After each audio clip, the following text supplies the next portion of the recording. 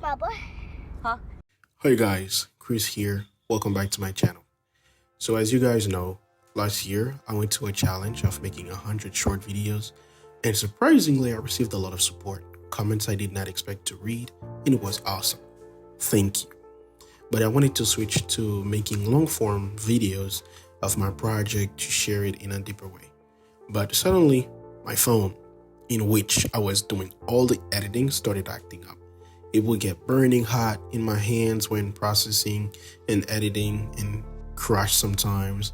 So I felt discouraged because I lost an entire video earlier where it crashed and all the editing was gone. Afterwards, I started having issues with my iPad, in which I do all the art. The screen would go black and I would have to lock and unlock it repeatedly until I get proper pixels. And there was a huge part of the screen with lines in blue, red, green, etc. Plus, it would be bugging, acting on its own, and on top of that, parts of the screen were no longer responding. And I know you might say maybe I could have done the editing on my iPad. Well, no, because it didn't have much storage. It was only 64 gigs. So with all those apps creating art and everything, I was barely having storage, especially because of the system update and all this stuff. I did not want to talk about this before because I don't like ranting. I always feel like fixing the problem first and talk about it afterwards is better for me.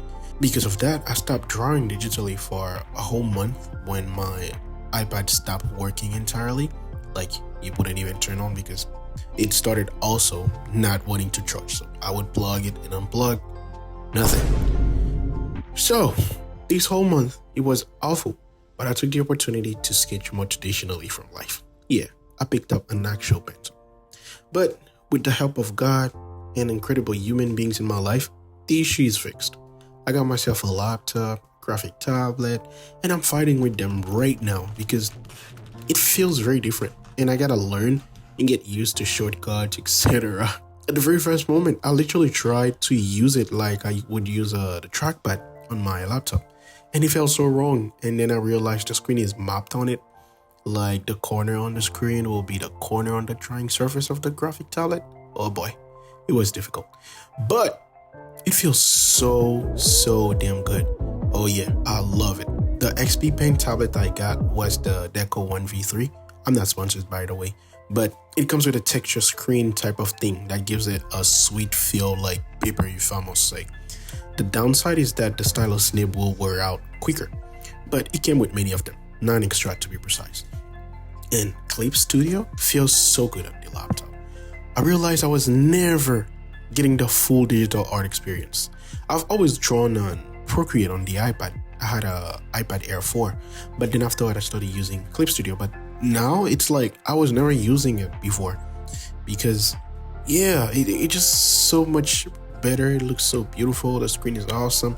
But having to use my hands like this, like one hand on something, the other one on another thing, and then my eyes looking somewhere else, it's like, it's quite new.